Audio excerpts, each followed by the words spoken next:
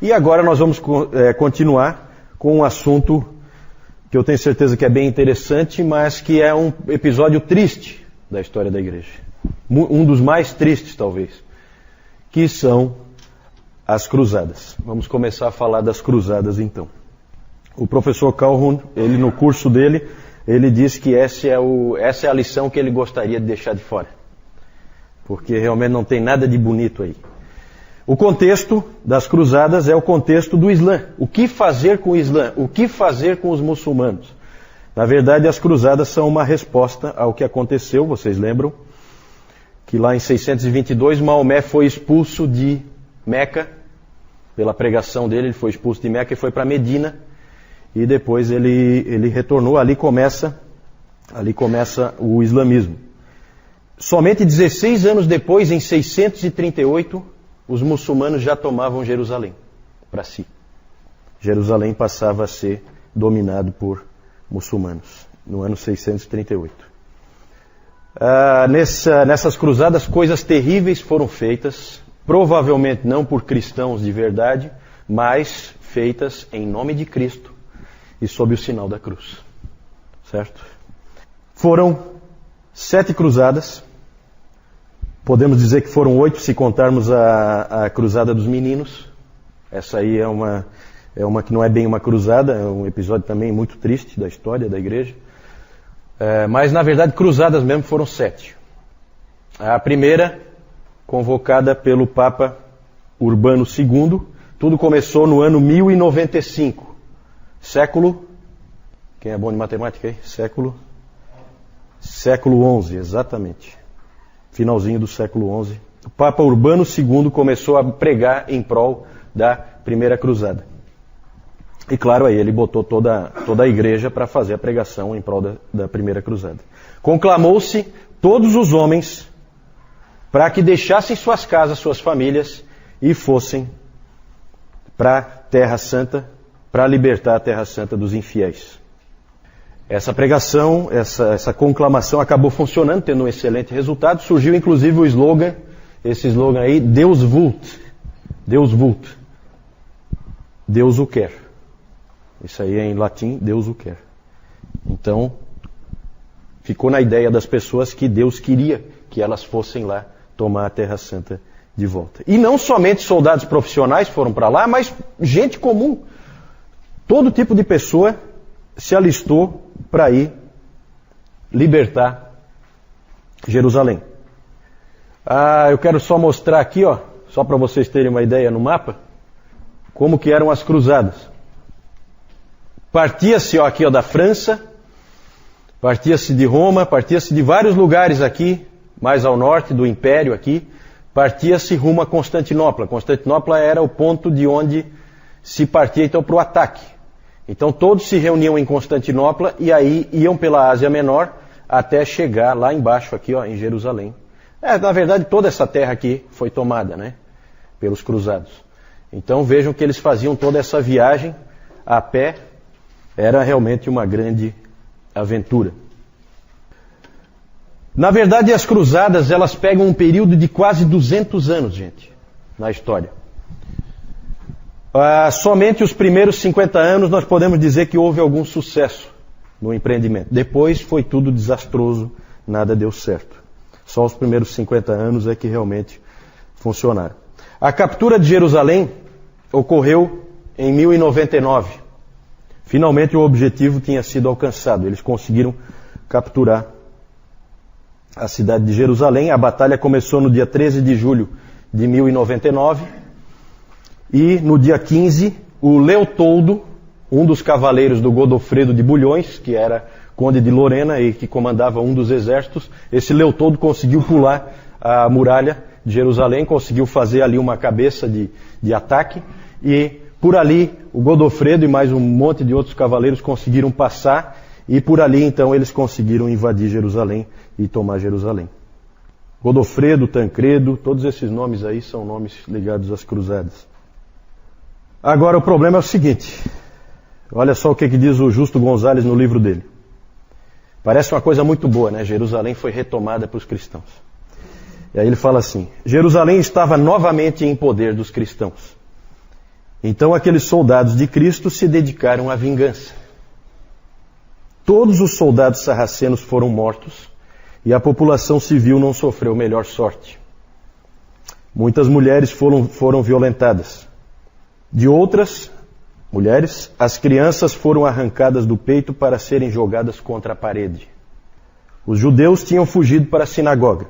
Os cruzados atearam fogo ao prédio e mataram todos. Uma testemunha ocular conta que a matança foi tal que no pórtico de Salomão o sangue chegava até os joelhos dos cavalos.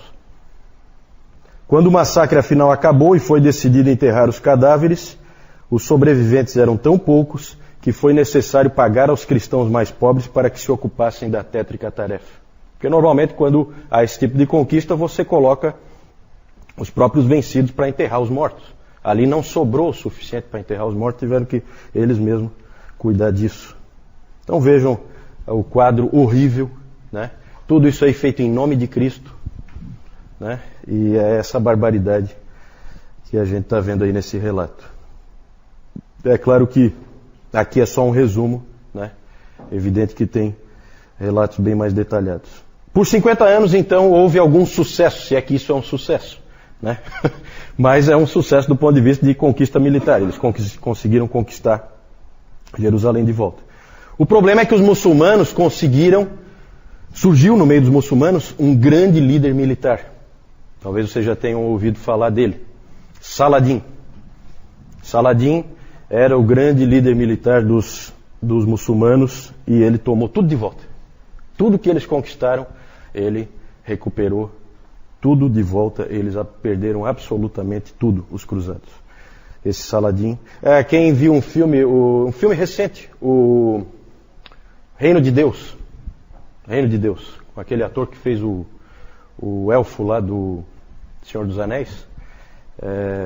Reino de Deus, ali aparece o Saladin, né? Inclusive o filme todo é em Jerusalém, ali na época das cruzadas.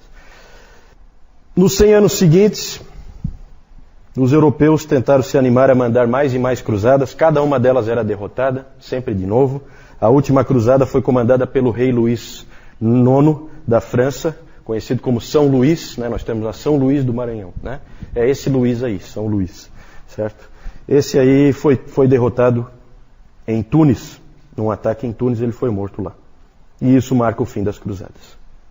A pergunta é a seguinte: por que as pessoas fizeram isso? Aí, alguns motivos do porquê das cruzadas, que a gente pode levantar. Primeiro, defender a honra de Cristo. Esse era usado como discurso, né? Defender a honra de Cristo. A ideia era que Cristo tinha sido insultado pelos muçulmanos. O próprio Bernardo de Claraval, que nós vimos no último domingo, que foi um homem importante, lembra que a gente ele chegou a ser conhecido como imperador não coroado? Lembra que foi ele que escreveu uma carta para um subalterno seu que ia se tornar papa? Lembra que nós falamos no domingo passado? Esse Bernardo de Claraval pregou também em favor das cruzadas para levantar a segunda cruzada em 1147. Bernardo disse o seguinte, era assim que ele pregava: nosso rei Jesus está sendo acusado de traição. Os muçulmanos têm dito que ele não é Deus, mas que ele falsamente fingiu ser algo que não era. Qualquer homem dentre vocês que é seu vassalo deve erguer-se para defender seu senhor dessa infame acusação de traição. Ele deve ir à inevitável batalha, onde vencer será glorioso e morrer será lucro.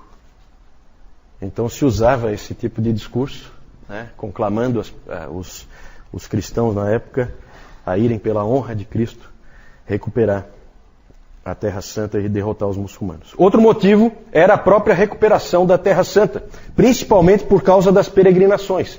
Nessa época, na Idade Média, era muito importante você ir à Terra Santa. Se você fosse à Terra Santa, você era um cristão de um nível mais elevado. Então era muito importante você fazer esse tipo de peregrinação. O material que eu entreguei para vocês sobre o sistema sacramental vai aparecer um pouco isso aí, tá? Quem não recebeu, depois o João entrega. Esse material, nós vamos chegar ali, eu vou falar dele depois, deixa. O importante aqui é isso. Precisava ser retomada a Terra Santa para garantir as peregrinações. Por muito tempo os muçulmanos tinham permitido que os cristãos fossem para lá sem problema. Como eu disse, eles já tomaram Jerusalém no ano 638. E até o ano 1079, os cristãos puderam ir para lá. Eles tinham passagem livre para entrar lá. Só que aí foi bloqueado por essa época, não vale a pena a gente entrar no porquê disso, mas foi bloqueado o acesso. E aí tinha, então, um motivo era liberar de novo o acesso à Terra Santa. Outro aspecto, a tentativa de reunificar a igreja. Lembram do grande cisma? Lembram da igreja do Oriente separando da igreja do Ocidente? Houve uma oportunidade de reunificar. Por quê? Porque a primeira cruzada, com o Papa Urbano II, o motivo da primeira cruzada, o que motivou, o que levou a fazer essa primeira cruzada, o que deu assim o pontapé inicial, vamos dizer, foi um pedido do imperador Aleixo, de Constantinopla. O imperador pediu ajuda ao Papa Urbano II. E aí o Urbano II então trabalhou em prol da primeira cruzada.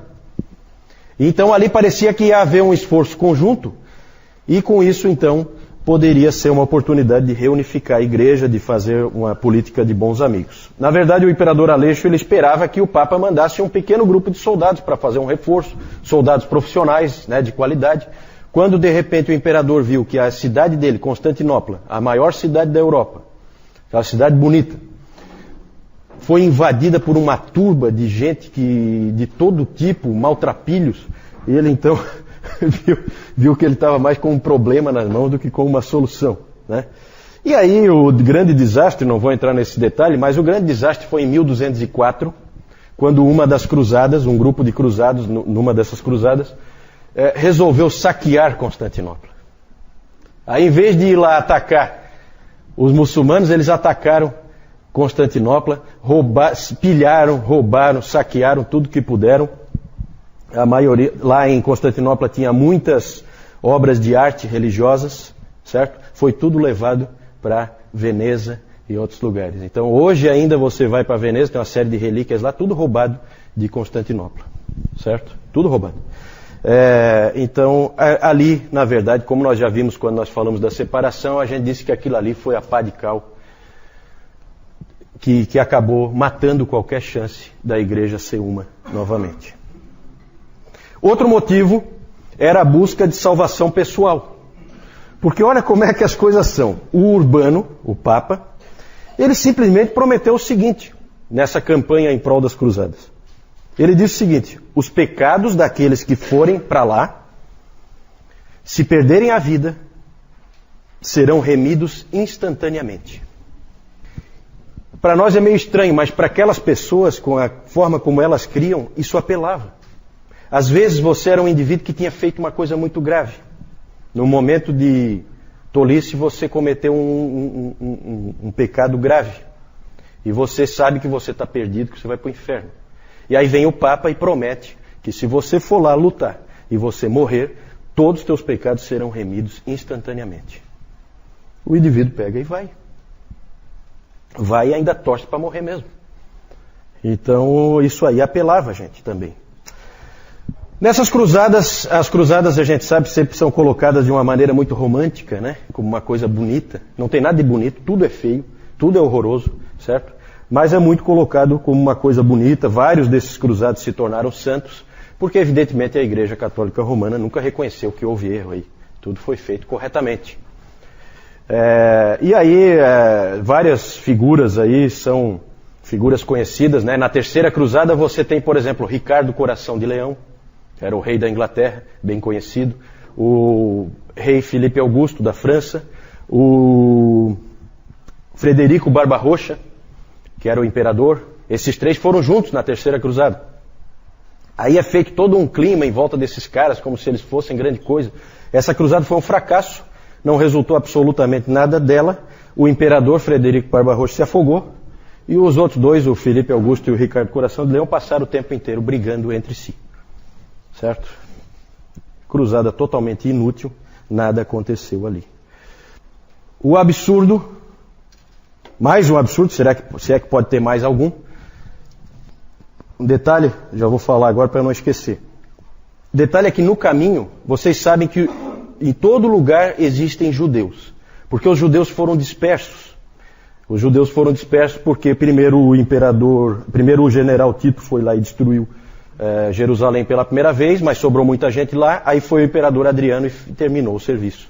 E aí acabou dispersando e jogando todos aqueles judeus, e ficaram espalhados por todo lugar. Em todo lugar tinha judeus, e até hoje é assim, né? E no caminho dos cruzados tinha muitos judeus. O que os cruzados faziam? Já que nós estamos indo para lá para atacar os muçulmanos, vamos no caminho já aproveitar e matar os judeus. Então eles iam matando, onde eles encontravam os judeus, eles matavam.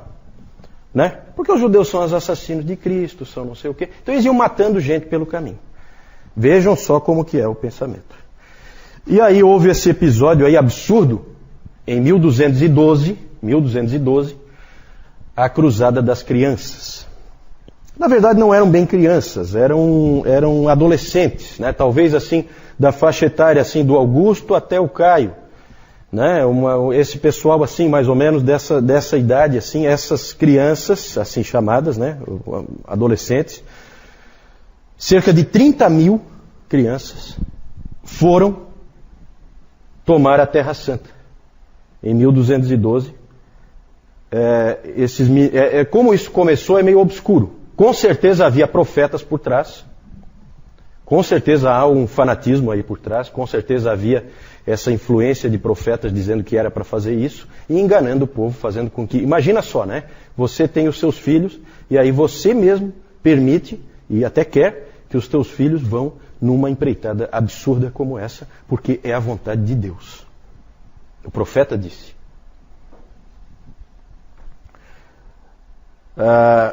Essas crianças, elas foram desarmadas, não havia armas, elas foram caminhando, 30 mil, é gente, é muita gente, elas foram caminhando e aí elas chegaram até Marsella e aí chegaram no mar, e aí não tinha como ir mais para frente, mas elas criam que, da mesma maneira que Deus tinha aberto o Mar Vermelho, o mar se abriria, e elas então passariam tranquilamente pelo meio do mar. Esperaram um tempo, nada acontecia, o mar não se abriu. Alguns desistiram, voltaram, outros persistiram ali, ficaram firmes, até que apareceram 7 navios. Esses 7 navios se ofereceram para levá-los. 2 desses navios se perderam, os outros 5, simplesmente os piratas, vamos chamar assim, dos navios ali no mar Mediterrâneo. Mais à frente eles encontraram navios muçulmanos e venderam todas as crianças como escravos. Essa foi a maravilhosa Cruzada das Crianças. Outros episódios, outros fatos aconteceram nessa cruzada, todos eles desastrosos. Né? Isso aí tudo foi um grande absurdo. Resultados das cruzadas. Simplesmente perdeu-se tudo que foi conquistado. Né? Ali chegou a ter o que os cruzados chamaram de Império Latino de Constantinopla. Esse foi o nome que foi dado. Com alguns reinos, foram estabelecidos alguns reinos. Eu tenho aqui os nomes: Edessa, Antioquia, Trípoli, Jerusalém e Armênia. Eram reinos. E aí eles eram entregues para alguns daqueles nobres cruzados, passavam a ser reis. Então, pega um daqueles lá na Vitória e tal, essa região aqui é tua, você agora é o rei daqui. Isso aí não durou nada, depois o Saladin veio e tomou tudo de volta. Certo? Então, resultado militar nenhum. Outro resultado foi o surgimento das ordens militares. Algumas ordens militares. Outro absurdo, né? Porque o que são as ordens? Né? Nós já vimos ordens monásticas. Né? Nós vimos lá os beneditinos, nós vimos os franciscanos, nós vimos os dominicanos. Todos eles com objetivos relativamente nobres, certo? Agora aparece esse absurdo aí das ordens militares. São ordens armadas, são ordens de soldados. Que vocês conhecem algumas, né, pelos nomes aí, são muito divulgados. Isso aí, os Cavaleiros Templários, os Cavaleiros Teutônicos, os Cavaleiros de São João, né, João? Tem todas essas ordens aí surgiram, né? Ordens de uma inutilidade total. Mas o verdadeiro resultado das cruzadas foi uma profunda amargura e um profundo ressentimento nos muçulmanos e nos judeus. por causa de tudo que aconteceu aí, as barbaridades que aconteceram aí. Até o meu pai estava contando que ele teve agora recentemente numa palestra de um diretor de Portas Abertas, e ele falando das pessoas lá no Iraque hoje, e ele dizendo que do ponto de vista daquelas pessoas, não existe assim, os Estados Unidos vieram e nos invadiram. Isso não existe na cabeça delas. Os cristãos vieram aqui e nos atacaram. Sempre os muçulmanos pensam assim. Por quê? Por causa das cruzadas. Os cristãos vieram aqui e nos atacaram. É assim que vem o raciocínio. Até hoje vê que isso aí é uma coisa atual. Um diretor de Portas Abertas falando lá dessa percepção que o muçulmano tem de que ele foi violentado, agredido e atacado pelos cristãos. Isso é um enorme obstáculo ao alcance dessas pessoas, certo? Tudo devemos a esses sujeitos, né, que muitas vezes são até admirados, não sei porquê. Resultados zero. Felizmente, houve também na Idade Média missionários que tentaram alcançar os muçulmanos, né? Por um lado, aqueles assassinos ali, e por outro lado, gente que se esforçou para alcançá-los para Cristo. Nós temos o próprio Francisco de Assis, já falamos dele, não temos tempo aqui para entrar nos detalhes, mas ele foi para o Egito, né, numa missão pessoal. Ele foi tentar alcançar as pessoas lá no Egito, no norte da África. Os muçulmanos têm todas as histórias bem interessantes dele com o sultão Al-Kamil. São histórias muito bacanas, né, dele desafiando os mestres muçulmanos a andar em brasas, porque ele ia na frente, não sei o quê, aí os muçulmanos... Tem todas essas histórias aí do Francisco de Assis, são histórias bem interessantes, e ele realmente, ele foi lá com uma pregação de amor, uma pregação diferente, e ele foi ouvido. Muitos acham que às vezes ele era ouvido e recebido porque ele era meio...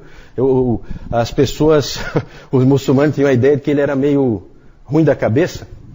E naquela época era muito comum achar que essas pessoas é bom ouvi-las, porque às vezes elas trazem uma palavra que pode ser uma palavra divina, né?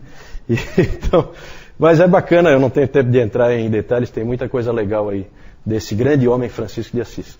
E um outro menos conhecido, Raimundo Lúlio, talvez um dos maiores missionários aos muçulmanos que já existiu.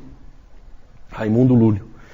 Esse Raimundo Lúlio, ele nasceu na Espanha, e, portanto, ele sempre conviveu desde criança com muçulmanos. Porque vocês lembram que a Espanha era controlada por muçulmanos, pelos mouros. E esse Raimundo Lúlio sempre conheceu, ele sabia o que os muçulmanos criam, como eles eram, o que eles pensaram, o que eles pensavam, né? E ele era um jovem mundano, arrogante, mais ou menos como o próprio Francisco era, antes de se converter. Quando ele se converteu, ele colocou como objetivo da vida dele alcançar os muçulmanos. E ele viveu realmente só para isso. Aprendeu o árabe, que ele dizia que era uma língua como uma língua de bestas, né? Assim, de animais, né? Que ele não... Mas ele aprendeu o árabe, ele fundou escolas missionárias, ele falou com papas sobre a sua visão de alcançar os muçulmanos, ele percorreu a Europa ganhando apoio. É um indivíduo realmente um missionário. Obrigado. 3 vezes ele se aventurou por terras muçulmanas. 2 ele escapou por pouco. Na terceira ele não escapou. Foi apedrejado até a morte com 85 anos, onde hoje é a Tunísia.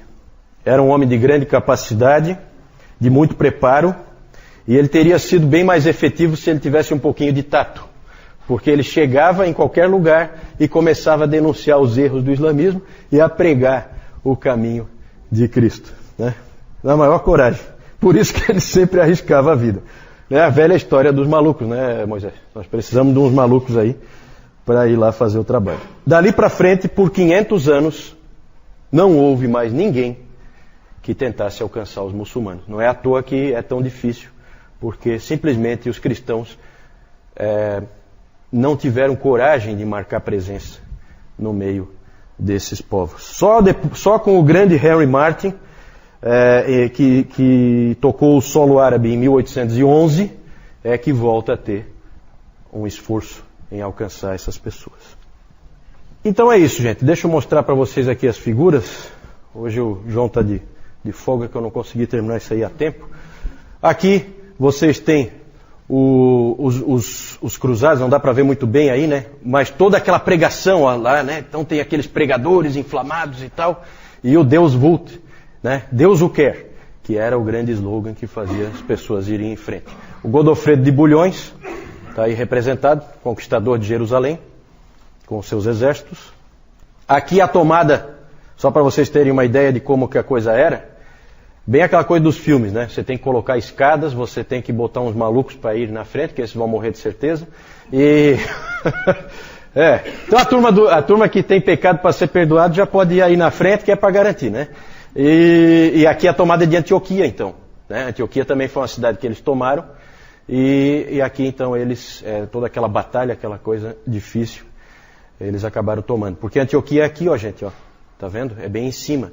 Jerusalém já é mais aqui embaixo. Então, esses aqui são os reinos que foram formados lá. Então, o reino de Edessa, aqui o de Antioquia, de Trípoli, de Jerusalém, e ali, Cilícia Armênia, né? O desembarque de São Luís no Egito, essa é a última cruzada. Então eles desembarcando, eles vêm de navio aqui, aí eles desembarcam, os cruzados. Aqui o Ricardo Coração de Leão, Frederico Barba Roxa e Filipe Augusto, terceira cruzada. Esses reis de Inglaterra e França nunca se entenderam, jamais, certo? Acho que Inglaterra e França só trabalharam junto mesmo foi agora no século XX nas guerras mundiais, porque eles sempre foram inimigos históricos, nunca se entenderam. Aqui a terrível cruzada das crianças, né? Então elas caminhando aqui e as pessoas dando a Deus mesmo, né? Porque sabe lá o que aconteceu com esse monte de jovens aí. Voltaram porque o mar não se abriu. Mas as que foram, essas não voltaram jamais. As que realmente foram, né? As que entraram nos navios. Raimundo Lúlio, está aí, representado. É isso aí. Alguma dúvida em relação às cruzadas? Boa pergunta. A pergunta é por que tinha esse nome. Eu imagino que sim, que é por causa da cruz, né? É interessante. Eu não é até interessante para a gente investigar, né? Por que o nome Cruzadas? Não sei também, mas deve ser. Tudo indica que sim.